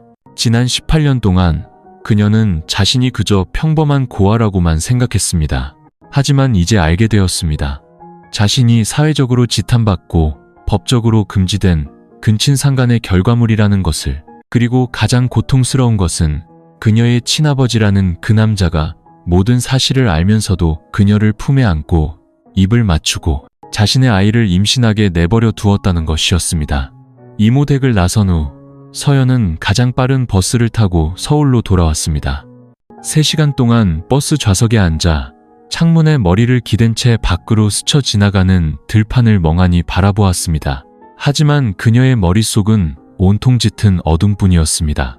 과거와 현재, 그리고 스스로도 감히 전부 마주하지 못한 진실의 조각들이 뒤엉켜 있었죠. 나는 박태준 회장의 손녀다. 그리고 지금 내 친할아버지의 아이를 임신하고 있다. 그 생각은 나타날 때마다 차가운 칼날이 되어 심장을 꿰뚫었습니다. 부정할 수도, 거부할 수도, 그리고 용서할 수도 없었습니다. 그뿐만 아니라 자기 자신조차도. 서연이 펜트하우스에 도착했을 때는 막 해가 졌을 무렵이었습니다. 집은 이상할 정도로 고요했습니다. 가사도우미도 경호원도 보이지 않았죠. 오직 박태준 회장이 앉아 기다리고 있는 서재에서 희미한 노란 불빛만 새어나오고 있었습니다. 마치 그녀가 이 시간에 맞춰 돌아올 것을 알고 있었다는 듯이.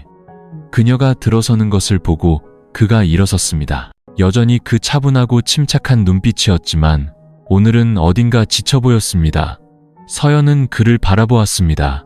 더 이상 눈물 젖은 눈이 아니었습니다. 분노와 원망으로 불타오르는 눈이었죠. 왜요? 그녀의 목소리는 강철처럼 차가웠습니다. 그는 대답하지 않았습니다.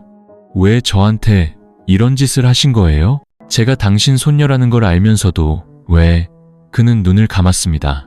거대한 어깨가 미세하게 떨렸죠. 그리고 그는 눈을 떠 그녀를 똑바로 바라보았습니다. 그의 눈은 절망으로 깊게 패어 있었습니다. 알고 있었다. 처음부터 알고 있었어요? 처음에는 확신하지 못했다. 네가 입사 지원서를 냈을 때 그 이름과 그 얼굴이 나를 숨막히게 했지. 하지만 그저 우연일 거라고 생각했다. 18년 전 시골로 보냈던 서연이라는 아이의 서류를 다시 확인하기 전까지는 그게 너였어. 그는 고개를 끄덕였습니다. 마치 한마디 한마디가 그의 심장을 짓누르는 돌덩이 같았죠. 그때 널 해고하고 이곳에서 떠나게 하고 해외로 유학 보내서 모든 걸 끝내려고 했다. 하지만 넌 매일 출근했고 너의 행동 하나하나, 눈빛 하나하나가 나를 놓아주지 않았다. 그래서 절 붙잡아두고 사랑하고 만지고 같이 잤다고요? 제가 당신 손녀라는 걸 알면서도 나는 반평생을 넘게 고독하게 살았다. 서연아, 내 어머니인 연희가 임신한 채로 사라진 후 아무도 그 아이가 태어났는지조차 몰랐지. 나는 18년 동안 두 사람을 찾아 헤맸고 마침내 너를 만났다. 옛날 그 아이의 모습으로. 아니, 난 절대로 그런 짓을 해선 안 됐다. 하지만 난 약했고 잘못했다. 서연은 웃음을 터뜨렸습니다. 부서지고 뒤틀린 웃음소리였죠. 그걸 나약함이라고, 실수라고 부르나요? 그건 병이에요. 제가 누군지 알면서도 모든 일이 일어나게 내버려뒀잖아요. 당신이 날 죽인 거예요. 알아요? 그가 한 걸음 다가왔지만 그녀는 뒷걸음질 쳤습니다. 그녀는 배에 손을 얹고 갈라지는 목소리로 말했습니다. 그럼 이 아이는요? 이 아이는 당신 인생에서 뭐죠? 실수인가요? 대체품인가요? 아니면 당신이 잃어버렸다가 이제 되찾고 싶은 조각인가요? 그는 침묵하더니 속삭였습니다. 그 아이는 내 증손주이자 돌이킬 수 없는 실수의 증거다. 그럼 이 아이가 박시성을 달지 않고 살게 해주세요. 그녀는 단호하게 말했습니다. 제가 혼자 키울 거예요. 당신과는 아무 상관없이. 돈도 권력도 신분도 필요 없어요. 그냥 제 인생에서 사라져 주세요. 그는 그녀를 아주 오랫동안 바라보다가 고개를 끄덕였습니다. 하지만 그의 눈에는 처음으로 눈물이 고였습니다. 나는 네 엄마를 잃었고 이제 너마저 잃는구나. 아마도 이게 내가 받아야 할 벌이겠지. 그날 밤 서연은 짐을 챙겨 뒤도 돌아보지 않고 펜트하우스에서 걸어 나왔습니다. 그녀는 옷 몇 벌과 일기장 한 권, 그리고 초음파 사진 외에는 아무것도 가져가지 않았습니다. 도시의 하늘에서는 비가 쏟아졌고 바람은 살을 애는 듯 차가웠지만 그녀는 마치 모든 짐을 내려놓은 사람처럼 걸었습니다. 더 이상 거짓도 위선도 없었습니다. 오직 그녀와 그녀 인생의 가장 적나라한 진실만이 남았을 뿐입니다. 박 회장의 펜트하우스를 떠난 지 사흘 후 서연은 도심에서 멀리 떨어진 외곽에 작은 자취방을 구했습니다. 고층 빌딩도 엿보는 시선도 감히 누구도 직접 묻지 못하는 질문들도 없는 곳이었죠. 방은 겨우 12제곱미터 남짓했고 벽은 얼룩덜룩했으며 천장 선풍기는 삐걱거렸습니다. 하지만 그녀는 그 어느 때보다 숨쉬기가 편했습니다. 더 이상 개인 주치의도 감시자도 모든 것을 잃고 그녀마저 어둠의 심연으로 끌어들였던 그 남자의 슬픈 눈빛도 없었습니다. 그녀는 임신 7개월의 몸으로 혼자 새로운 삶을 시작했습니다. 매일 아침 서연은 집 근처 시장에 나가 채소 파는 일을 돕거나 가벼운 짐을 날랐습니다. 점심은 아주 싼 음식으로 대충 때웠고 저녁에는 건강을 위해 호수 주변을 가볍게 걸었습니다. 밤이 되면 임신일기를 쓰고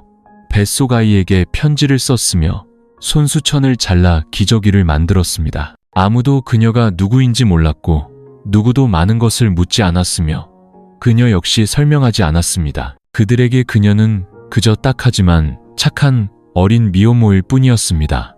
그녀 자신에게는 땀과 눈물로 과거를 씻어내는 한 명의 엄마였죠. 박 회장과 모든 연락을 끊었지만 서연은 여전히 한 가지에 시달렸습니다. 바로 그녀와 아이 사이에 뒤엉킨 혈연이었죠. 그녀는 언젠가 아이가 자라 진실을 알게 될까봐 두려웠습니다. 아이가 자신을 경멸하거나 더 나쁘게는 자기 자신을 증오하게 될까봐. 어느 날 차가운 바람이 불어오던 밤 그녀는 침대에 웅크리고 앉아 배를 어루만지며 속삭였습니다. 아가야, 네가 어떻게 될지 엄마는 모르겠어. 다만 너에게는 아무 잘못이 없다는 것만 알아. 네가 잘못된 피를 물려받았더라도 넌 여전히 엄마 인생의 희망이야. 하지만 만약 네가 선택할 수 있다면 부디 엄마를 용서해 주렴. 눈물 한 방울이 흘러내려 낡은 이불 위로 스며들었습니다. 핏줄이라는 끈을 끊어내기 위해 서연은 결코 하리라 생각지 못했던 일을 하기로 결심했습니다. 아이의 성과 이름을 바꾸고 박 씨와는 아무 관련 없는 출생신고를 하는 것이었죠. 그녀는 미혼모를 위한 무료 법률 상담소를 찾아갔습니다. 아직 태어나지 않은 아이의 성을 어머니의 성으로 변경해달라고 신청했고 아버지의 이름을 공란으로 남기고 모든 상속권을 포기한다는 서류를 준비했습니다. 법률 상담사가 놀라서 물었습니다. 정말 괜찮으시겠어요? 이 아이는 거대 재벌 가문의 유일한 상속자일 수도 있는데 정말 모든 권리를 포기하시겠습니까? 서연은 그의 말을 끊고 단호한 눈빛으로 말했습니다. 권리 같은 건 필요 없어요. 저는 제 아이가 어른들의 죄책감을 짊어지지 않고 자라길 바랄 뿐이에요. 그녀는 흔들림 없는 필체로 서명했습니다. 핏줄이라는 끈은 그렇게 공식적으로 끊어졌습니다. 그녀가 현실을 부정해서가 아니었습니다. 올바르고 깨끗하고 자유롭게 다시 시작하고 싶었기 때문입니다. 하지만 그녀는 미처 몰랐습니다. 어둠 속에서 여전히 그녀의 모든 발걸음을 지켜보는 사람이 있었다는 것을. 그 사람은 박 회장이 아니었습니다. 한때 그녀의 아주 가까이에 서서 조용히 그리고 단 한 번도 떠나지 않았던 사람이었습니다. 서연이 박 회장의 펜트하우스를 떠난 지 90일째 되는 날은 조용히 지나갔습니다. 더 이상 뉴스도 전화도 그녀를 박 회장님의 김비서라고 부르는 사람도 없었죠. 그녀의 세상에는 이제 동그랗게 불러온 배와 허리 통증으로 잠 못 이루는 밤, 그리고 출산을 기다리는 것 외에는 아무것도 남지 않은 듯 느리게 흘러가는 하루하루뿐이었습니다. 서연은 모든 것이 끝났다고, 악몽이 과거 속으로 사라졌다고 생각했습니다. 하지만 아니었습니다. 바로 그 90일째 되던 날, 자취방으로 편지 한 통이 배달되었습니다. 보낸 사람도 주소도 없는 하얀 봉투. 안에는 낡은 가죽 표지의 수첩 한 권과 작은 쪽지가 들어있었죠. 쪽지에는 단 한 줄만 적혀 있었습니다. 모든 것을 안다고 생각하겠지만 아직 아니다. 그녀는 수첩을 펼쳤습니다. 손으로 쓴 일기였고 부드럽고 여성스러운 필체였습니다. 등골이 오싹해질 만큼 익숙한 글씨체였죠. 서연은 첫 장을 넘겼습니다. 첫 줄부터 그녀를 무너지게 만드는 문장이 적혀 있었습니다. 내 이름은 홍연. 나는 뱃속에 내 아이를 위해 이 일기를 남긴다. 만약 언젠가 그 아이가 세상에 태어난다면. 서연의 손이 마구 떨렸습니다. 그녀는 마치 날카로운 가시가 심장을 찌르는 듯한 고통 속에서 한 장 한 장, 한 줄 한 줄 넘겼습니다. 나는 사랑해서는 안 될 남자를 사랑했다. 그는 나의 친아버지였다. 처음에는 몰랐다. 나는 그저 그가 다정하고 부유하며 내가 꿈꾸던 모든 것을 주는 사람이라고만 생각했다. 하지만 내가 자랄수록 그가 나를 바라보는 눈빛이 아버지의 눈빛과 다르다는 것을 느꼈다. 나는 부정했고 도망쳤다. 하지만 임신 사실을 알았을 때 나는 이 아이를 지키고 싶었다. 그를 위해서가 아니라 나를 위해서. 그 기억의 한 조각이라도 원망이나 거짓 없이 존재하기를 바랐다. 만약 네가 이 글을 읽게 된다면 그건 엄마가 네 곁에 있어주지 못했다는 뜻이겠지. 미안하다. 하지만 엄마는 네가 살아남아 엄마가 할 수 없었던 방식으로 사랑하며 살아가리라 믿는다. 서연은 바닥에 주저앉았고 수첩은 손에서 떨어졌습니다. 그녀는 머리를 감싸쥐고 흐느꼈습니다. 그것은 그녀 어머니의 일기였습니다. 홍연의 뱃속에 있던 아이는 바로 그녀였죠. 그리고 이제 18년 후 그녀 또한 그 남자의 아이, 자신의 친할아버지의 아이를 뱃속에 품고 있었습니다. 하지만 그게 끝이 아니었습니다. 수첩 마지막 장에는 낡은 편지 한 통이 붙어 있었습니다. 2007년 소인이 찍혀 있었지만 결코 붙여지지 않은 편지였죠. 받는 사람, 박태준. 보내는 사람, 홍연. 편지의 내용은 짧았습니다. 아이를 낳을 거예요. 더는 찾지 마세요. 당신이 할 수 없었던 방식으로 제가 키울 겁니다. 만약 언젠가 당신이 이 아이를 다시 만나게 된다면 제발 당신이 나를 사랑했던 것처럼 그 아이를 사랑하지는 말아주세요. 마지막 문장은 서연의 머리를 강타하는 망치 같았습니다. 그녀는 이해하기 위해, 마주하기 위해, 더는 도망치지 않기 위해 몇 번이고 그 문장을 되뇌었습니다. 당신이 나를 사랑했던 것처럼 그 아이를 사랑하지는 말아주세요. 하지만 그는 바로 그렇게 했습니다. 그는 모든 것을 반복했고 멈추지 않았으며 뉘우치지도 바로잡지도 않았습니다. 그는 그 비극적인 사랑이 한 번으로 끝나게 두지 않았습니다.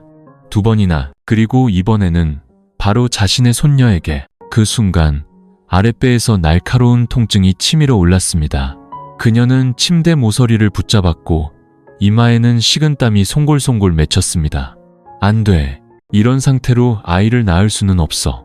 떠나야 해. 아무도 그녀가 누구인지 모르는 곳으로, 더 이상 박시성도 과거도 피로 얼룩진 일기장도 없는 곳으로 가야만 해. 그녀는 배낭과 수첩, 약간의 현금을 챙겨 아직 동이 트지 않은 자취방을 나섰습니다. 어디로 가야 할지는 몰랐습니다. 그저 가야만 한다는 것만 알았죠. 그러지 않으면 그녀는 자신이 태어난 그 비극의 소용돌이에 영원히 삼켜져 자기 자신마저 그 비극을 되풀이하게 될 테니까요. 자취방을 떠난 지 사흘 후 서연은 작은 산골 마을에 멈춰섰습니다. 아무도 그녀를 태상그룹 회장의 유명했던 비서로 알아보지 못했고 그녀가 어디서 왔는지 관심 갖는 사람도 없었죠. 그녀는 낡은 민박집에 방을 하나 얻어 달아빠진 슬리퍼를 끌고 다니며 시장에 갈 때마다 스카프로 배를 가리고 다녔습니다. 하루가 지날수록 배는 무거워졌지만 마음은 가벼워졌습니다. 더는 찾아오는 사람도 예시하기를 꺼내는 사람도 없었으니까요. 그러던 어느 날 오후 그녀가 마당에서 채소를 씻고 있을 때 길 건너편에 검고 번쩍이는 차 한 대가 멈춰섰습니다. 그녀는 바로 알아봤습니다. 익숙한 번호판을 단 벤츠 S클래스. 심장이 세차게 뛰었습니다. 차 문이 열리고 박태준 회장이 내렸습니다. 더 이상 화려한 정장도 수천억을 손에 쥔 사람의 위험 있는 모습도 아니었죠. 그는 하얀 셔츠 차림이었고 눈에 띄게 야위었으며 백발은 더 늘어나 있었습니다. 그의 손에는 낡은 가죽 수첩 한 권 외에는 아무것도 들려있지 않았습니다. 그녀는 다가가지도 물러서지도 않은 채 그 자리에 가만히 서 있었습니다. 그가 천천히 다가와 그녀와 불과 몇 걸음 떨어진 곳에 섰습니다. 그의 목소리는 쉬어 있었고 숨이 가빠 보였습니다. 받았겠지? 네 어머니의 수천 말이다. 서연은 대답하지 않았습니다. 그녀의 눈은 깊고 차갑고 무감각할 정도로 고통스럽게 그를 꿰뚫어 보았습니다. 나는 그걸 18년 동안 간직하고 있었다. 다시 열어볼 용기가 없었지. 하지만 너를 만났을 때 나는 내 인생 최악의 짓을 저질렀다는 걸 알았다. 그런데 왜 계속하셨어요? 서연이 입을 열었습니다. 한 글자 한 글자가 목을 베는 듯 했죠. 알면서 왜 멈추지 않으셨어요? 왜 일이 이 지경까지 오게 만드셨냐고요? 그는 피하지 않았습니다. 그는 고개를 끄덕였지만 변명은 없었습니다. 내가 탐욕스러웠기 때문이다. 그 감정을 사랑이라고 부르나요? 아니, 이제는 감히 그 이름을 붙일 수도 없다. 비록 그때는 내가 너에게 가졌던 감정이 아버지의 정과는 다르다고 믿었지만 그보다 더 깊고 고요하고 절망적이라고, 마치 내가 잃어버린 것을 내가 낳은 딸의 모습을 통해 되찾으려는 것처럼 절 엄마의 대체품으로 이용하신 거군요. 그녀는 목이 메었습니다. 그리고 그걸 알면서도 똑같은 잘못을 또다시 저지르신 거고요. 그는 고개를 숙였습니다. 수많은 기업가들을 떨게 했던 그 남자가 처음으로 울었습니다. 네게 용서받을 자격이 없다는 걸 안다. 다만 한 가지만 말하고 싶구나. 네 아이는 네가 원한다면 절대로 박이라는 성에 얽매이지 않을 거다. 유언장은 다시 작성했다. 그 아이의 이름은 없을 것이고 상속도 나와의 관계도 없을 것이다. 그리고 그 후에는 나는 영원히 떠날 거다. 딱 한 가지만 부탁하마. 그녀는 그를 바라보았습니다. 그녀의 눈에 늦은 오후의 비가 고였습니다. 뭔데요? 그는 가까이 다가오지 않고 그녀가 들을 수 있을 만큼의 거리에서 말했습니다. 그 아이가 자라서 자신의 아버지가 누구인지 묻거든 부디 병든 사람이었다고는 말하지 말아다오. 그저 잘못을 저질렀고 남은 평생을 고독 속에서 그 대가를 치른 사람이었다고만 말해다오. 그녀는 고개도 끄덕이지 않았고 고개를 젓지도 않았으며 눈물을 흘리지도 않았습니다. 그녀는 그저 그가 돌아서서 잘못으로 얼룩진 평생의 무게를 끌고 가듯 무겁게 걸어가는 모습을 바라볼 뿐이었습니다. 차는 천천히 움직여 산 안개 속으로 사라졌습니다. 그녀는 바람을 맞으며 우두커니 서 있었습니다. 바람이 마른 나무잎들을 휩쓸고 지나갔죠. 갑자기 배가 쿡 하고 쑤셨습니다. 그녀는 배를 감싸 안고 속삭였습니다. 아가야, 엄마는 원망하지 않아. 하지만 절대로 반복하지도 않을 거야. 엄마는 이 잘못된 고리의 끝이지 다음이 아니니까. 임신 39주차. 그날 밤 폭풍우가 몰아치고 바람은 마치 먼 곳에서 누군가 부르는 것처럼 문틈으로 울부짖었습니다. 서연은 삐걱거리는 침대에 몸을 웅크리고 누워 동그랗게 부푼 배를 감싸 안은 채 비바람에 흔들리는 양철 지붕을 멍하니 바라보고 있었죠. 뱃속의 아이는 평소보다 더 세게 발길질을 하며 무언가를 알리는 듯했습니다. 그녀는 배에 손을 얹고 속삭였습니다. 아가야, 엄마는 이제 더는 두렵지 않아. 너는 세상에 태어날 거야. 죄를 짊어지기 위해서가 아니라 누구의 실수에도 얽매이지 않는 자유로운 한 사람으로 살기 위해서. 바로 그때 첫 번째 진통이 찾아왔습니다. 짧고 강렬하게. 그녀는 몸을 일으켜 구급차를 부르려 했지만 휴대폰은 오후에 배터리가 다 나가 꺼져 있었습니다. 다음 진통이 칼로 베는 듯 밀려오자 그녀는 그대로 주저앉았고 온몸은 식은땀으로 젖었습니다. 공황 상태 속에서 그녀는 기어가다시피 문으로가 작은 철문을 열었습니다. 빗소리, 천둥소리, 그리고 전쟁터의 북소리처럼 울리는 그녀의 심장소리. 그리고 그녀는 민박집 현관에서 그대로 쓰러지고 말았습니다. 배를 감싸 안은 채 희미한 목소리로 외쳤습니다. 살려주세요. 다행히 민박집 주인이 그녀를 발견하고 아들에게 부탁해 서연을 마을 보건소로 급히 옮겼습니다. 호화로운 병원도 개인 주치의도 없었습니다. 오직 젊은 간호사 한 명과 나이든 조산사 한 명, 그리고 노란 백열등이 켜진 낡은 분만실 뿐이었죠. 하지만 바로 그곳에서 기적이 일어났습니다. 3시간 후 숨막히는 정적을 깨고 맑고 힘찬 아기 울음소리가 터져나왔습니다. 아들이에요. 산모도 아기도 건강해요. 조산사의 외침이 바깥에 천둥소리와 뒤섞여 울려 퍼졌습니다. 서연은 기진맥진했지만 낡은 강보에 쌓인 아기를 품에 안았을 때 입가에 희미한 미소가 번졌습니다. 그녀는 아이를 바라보았습니다. 동그란 눈, 오똑한 코, 희고 붉은 피부, 작은 주먹을 쥐고 허공을 휘젓는 모습이 마치 세상에 자신의 첫 존재를 알리는 것 같았죠. 그리고 그녀는 속삭였습니다. 너는 죄가 없어. 아무것도 짊어질 필요 없어. 너는 새로운 시작이야. 다음 날 아침, 하늘은 맑게 개었고 햇살이 작은 창문으로 들어와 두모자의 얼굴을 비추었습니다. 서연은 아이의 이름을 민준이라고 지었습니다. 그녀의 인생에는 단 한 번도 없었던 밝은 빛이라는 뜻이었죠. 하지만 이제 그녀는 아이가 그 빛 아래서 살아가기를 바랐습니다. 박씨 성도, 아버지도, 피로 얼룩진 기억도 없이 오직 그녀와 아이, 그리고 앞으로 펼쳐질 험난하지만 온전히 그들 자신만의 길만이 있을 뿐이었습니다. 일주일 후 민박집으로 돌아오자 주인이 봉투 하나를 건네주었습니다. 안에는 모든 절차가 완료된 서류가 들어있었죠. 엄마의 성을 따른 출생신고서, 그녀의 이름으로 된 통장 태산그룹 저택 근처 은행 지점에서 보낸 익명의 거액이 입금되어 있었다. 그리고 손으로 쓴 작은 쪽지, 그 아이가 나 없이 자라게 해주시오. 하지만 부디 그 아이가 살아있고 웃고 있다는 것만은 알게 해주시오. 서연은 울지 않았습니다. 그녀는 그저 쪽지를 접어 어머니의 일기장과 함께 작은 나무 상자에 넣었습니다. 간직해야 하지만 다시는 열어보아서는 안 될 과거의 유물처럼. 출산 후 열흘, 서연은 앉을 때마다 봉합 부위가 욱신거렸습니다. 하지만 그녀는 불평하지 않았습니다. 한 손으로 아이를 안고 다른 한 손으로 분유를 타는 법을 배웠고 밤새 하품을 하며 아이를 재웠습니다. 민준이의 울음소리는 그녀를 피로에서 깨우는 종소리였고 아이가 잠결에 옹알거리며 웃을 때면 그 어떤 심리 상담보다 더 강력한 치유제가 되었습니다. 점점 그녀는 깨달았습니다. 자기 자신 외에는 아무도 자신을 구할 수 없다는 것을. 몇 주 후 그녀는 사립유치원에서 시간제 보조교사 일자리를 구했습니다. 월급은 끼니와 분유, 기저귀 값을 겨우 감당할 수준이었죠. 아침이면 그녀는 민준이를 아기띠에 메고 버스 정류장으로 향했습니다.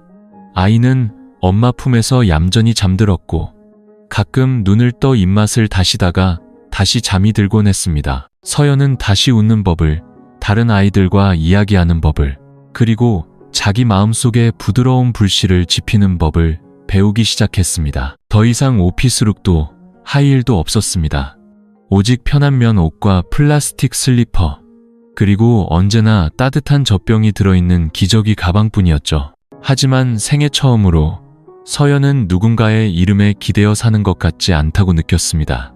그녀는 진짜 삶을 살고 있었습니다. 어느 날 저녁 민박집 책장을 정리하다가 그녀는 잊혀진 낡은 노트 한 권을 발견했습니다.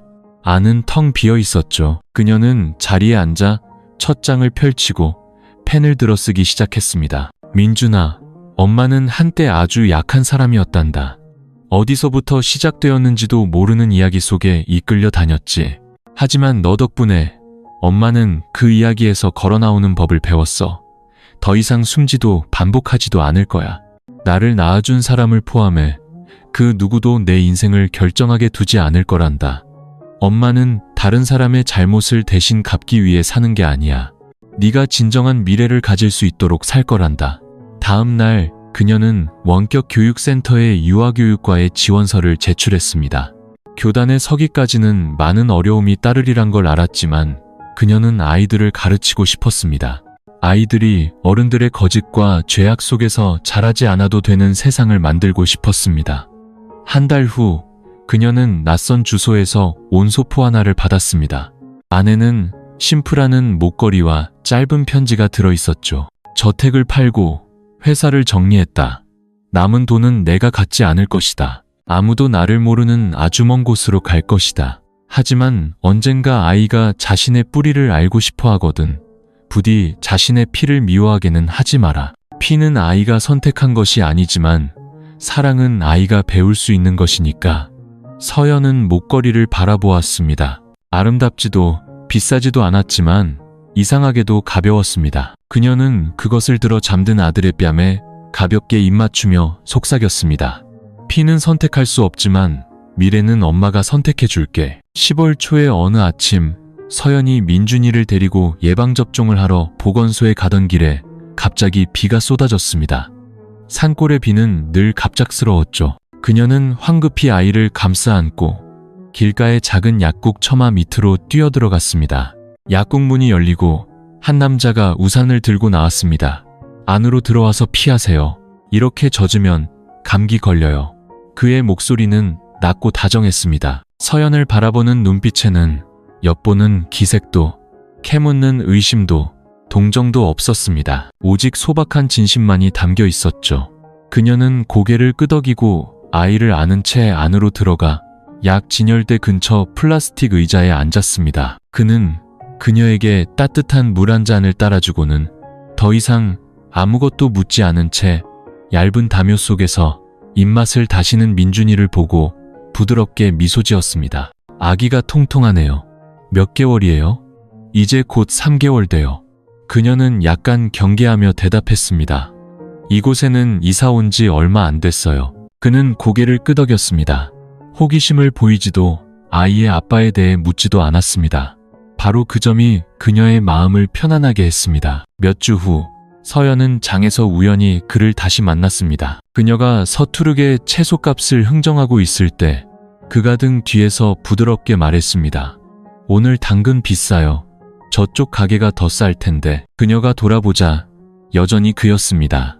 낡은 셔츠에 카키색 바지를 입고 손에는 약 봉투를 들고 있었죠. 그의 이름은 성호였고 그 작은 약국의 약사였습니다. 한때는 서울에서 레지던트로 일했지만 의료계의 복잡한 사건을 겪은 후 도시를 떠나 시골로 내려와 조용한 삶을 선택했다고 했습니다. 그 후로 그들은 가끔 마주쳤습니다. 시장에서, 보건소에서, 혹은 그저 비를 피하며 처마 밑에 나란히 앉아있기도 했습니다. 작업을 거는 말도 로맨틱한 분위기도 없었습니다. 그저 한 명의 미혼모와 한 번 실패를 겪은 남자가 서로의 눈빛과 스쳐 지나가는 만남을 통해 천천히 서로를 알아갈 뿐이었습니다.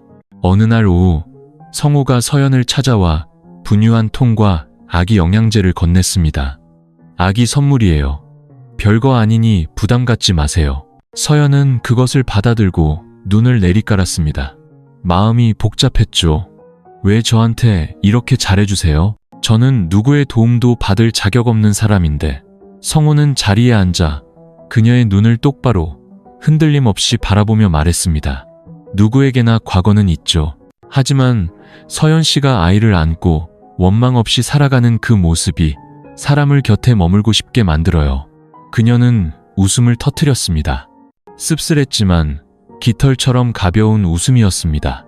동정 때문에 곁에 있어줄 사람은 필요 없어요. 동정하는 거 아니에요. 그냥 서연 씨가 그리고 스스로 일어서는 그 방식이 좋을 뿐이에요. 언젠가 바빠서 아이 맡길 곳이 필요하면 조건 없이 제가 돌봐줄게요.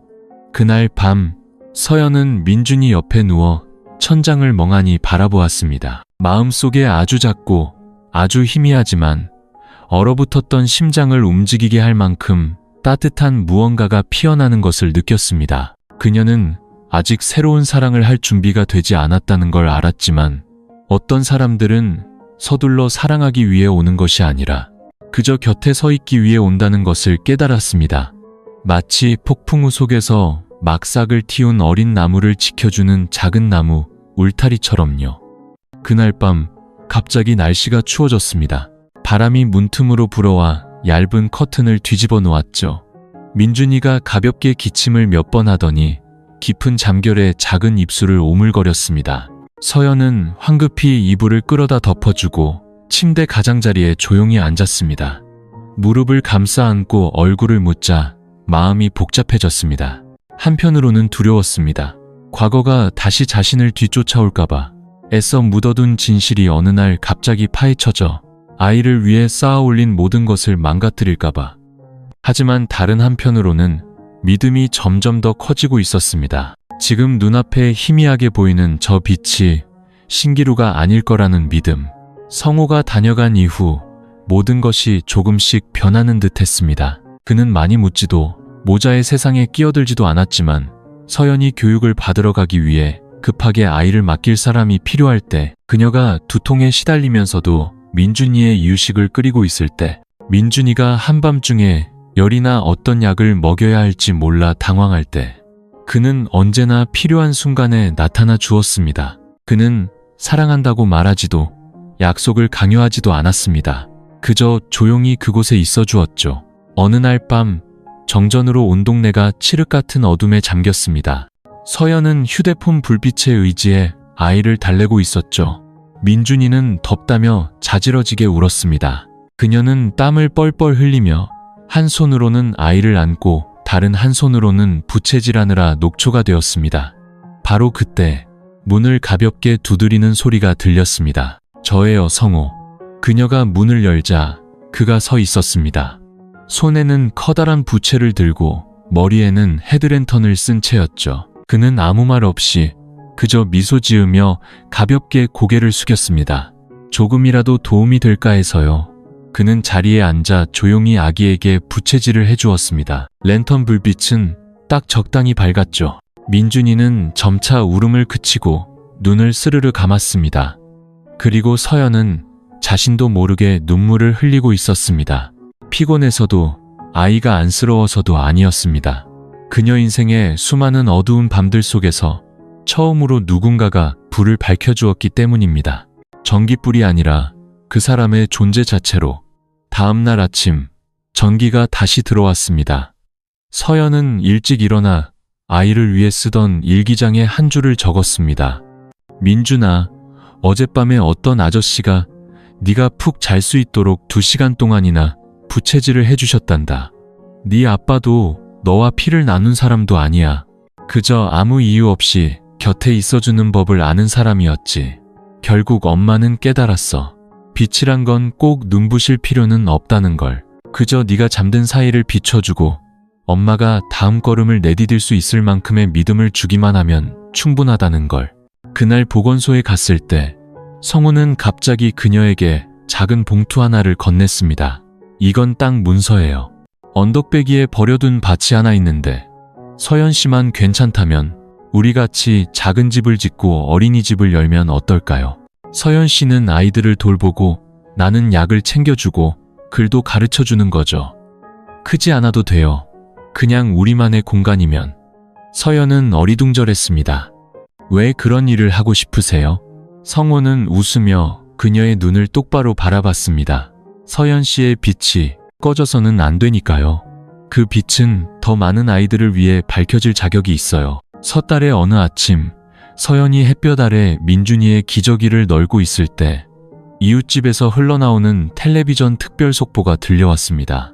국내 최대 금융제국 중 하나인 태산그룹이 창립 28년 만에 공식 해체를 선언했습니다. 내부 소식통에 따르면 박태준 회장은 약 1년 전 모든 자산을 매각하고 금융계에서 자취를 감춘 것으로 알려졌습니다. 현재 비정상적인 자금 흐름과 불투명한 목적의 자선 신탁에 대한 대규모 조사가 진행 중입니다. 감사원 대변인은 이번 사건이 그룹 내부에서 오랫동안 지속된 비리와 연관된 정황이 있는 복잡한 사안이라고 밝혔습니다. 서연은 놀라지 않았습니다. 그녀는 그런 날이 오리라고 짐작했으니까요. 바라서는 아니었지만 이해했기 때문입니다. 박태준 회장은 자신의 심장이 죽어버린 후에 옥좌를 지킬 사람이 아니었습니다. 산골에서의 마지막 대화 이후 그는 주소도 남기지 않은 채 조용히 떠났습니다. 그와의 모든 연락은 끊겼죠. 모든 자산은 정리되거나 경매에 붙여지거나 사회에 환원되었습니다. 더 이상 박시성을 가진 사람은 그 어떤 계열사도 운영하지 않았습니다. 한때 화려하고 오만하며 누구도 무너뜨릴 수 없을 것 같았던 제국은 그 주인 스스로의 손에 의해 문을 닫았습니다. 그날 오후 성호가 복사된 서류 뭉치 하나를 가져왔습니다. 보건소로 배달된 것이라고 했죠. 보낸 사람도 주소도 없었습니다. 서연이 열어보자 그것은 박태준 회장의 마지막 유언장 사본이었습니다. 거기에는 한 줄 한 줄 명확하게 적혀 있었습니다. 모든 부동산은 청산하고 남은 금액은 세 부분으로 나눈다. 한 부분은 그가 평생 빚을 졌던 여인 홍연의 이름을 딴 자선재단에 기부한다. 한 부분은 미혼모가 아이를 키우는 가정을 위한 비영리 공동체 유치원 시스템에 기부한다. 그리고 마지막 부분은 민준이라는 이름의 장학금으로 전환한다. 성도, 혈연관계도 명시하지 않은 채 맨 아래에는 손으로 쓴 글씨가 있었습니다. 제국이 무너지는 것은 돈 때문이 아니라 사람의 마음 때문이다. 나는 연희를 잃었고 너를 잃었고 하마터면 아침에 빛을 가져온 아이마저 잃을 뻔했다. 부디 그 아이가 누구에게도 빚을 갚을 필요 없는 인생을 살게 해다오. 서명, 한때 아비였던 자, 서연은 유언장을 접었습니다. 울지 않았습니다. 하늘에는 흰 구름이 산 정상을 가로질러 흘러가고 있었죠. 산들바람이 풀내음과 함께 그녀와 성호가 지난 2달간 함께 지은 언덕 아래 작은 교실에서 들려오는 아이들의 웃음소리를 실어왔습니다. 민준이는 이제 막 아장아장 걸음마를 떼고 있었습니다. 두 손을 허공에 휘저으며 맨발로 축축한 풀밭을 밟았죠. 아이는 넘어질 때마다 까르르 웃고는 다시 일어나 또 걸었습니다. 마치 아무것도 두렵지 않다는 듯이. 그리고 그녀는 깨달았습니다. 그녀의 아이가 그녀가 잊고 있던 아주 단순한 진실 하나를 다시 가르쳐주고 있다는 것을. 무너지는 것은 끝이 아니라 잿더미 속에서 새로운 싹이 돋아날 수 있는 시작이라는 것을. 이른 봄의 어느 아침, 햇살이 언덕 비탈을 노랗게 물들일 때 이제 막 2살이 된 민준이는 공동교실 뒤 작은 정원에서 아장아장 뛰어놀고 있었습니다. 작은 손에는 엄마가 낡은 달력으로 접어준 종이 잠자리를 꼭 쥐고 입가에는 한바구음이 걸려 있었죠. 성호는 마당을 쓸다가 고개를 들어 두 모자를 바라보았습니다. 그의 눈빛은 햇살처럼 따뜻했습니다. 그리고 베이지 색면, 옷에 머리를 단정하게 묶은 서연은 아이들에게 물감으로 색칠하는 법을 가르쳐주다가 문득 아들을 돌아보며 웃었습니다. 온전한 미소였습니다. 더 이상 옛날 그 비서의 그림자도 고통스러운 눈빛도 소리 없는 밤의 오열도 없었습니다. 그녀는 이제 한 명의 엄마이자 자신이 누구인지 아는 한 명의 여성이었습니다. 그리고 가장 중요하게는 더 이상 과거에 아무것도 빚지지 않은 사람이었습니다. 서연의 이야기는 단순히 어긋난 사랑의 비극이 아닙니다. 그것은 한 인간이 어둠 속에서 빛을 향해 걸어나온 여정입니다. 핏줄이라는 굴레에 묶인 관계에 우연히 발을 들였던 한 소녀가 좌절을 선택하지 않고 증오에 삼켜지지도 않고 아이와 자기 자신을 위한 올바른 사랑으로 그 독소를 끊어낸 이야기입니다. 이 이야기가 남기는 가장 큰 교훈은 잘못을 저지른 아버지를 비난하거나 잘못된 피를 물려받은 무고한 아이를 동정하는 것이 아닙니다. 과거는 우리에게 상처를 줄 수 있지만 오늘의 선택이야말로 우리가 누구인지를 결정한다는 것입니다. 서연은 누가 자신을 낳았는지 선택할 수 없었고 앞선 세대의 실수를 지울 수도 없었습니다.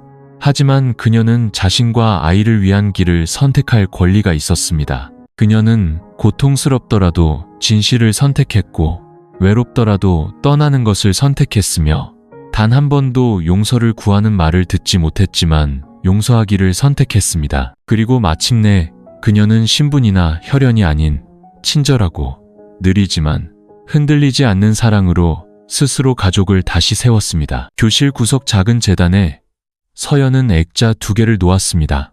하나는 영원히 18살에 머물러 있는 그녀의 어머니 홍연, 다른 하나는 아버지의 저택에서 도망쳐 나올 때 품에 안고 있던 초음파 사진.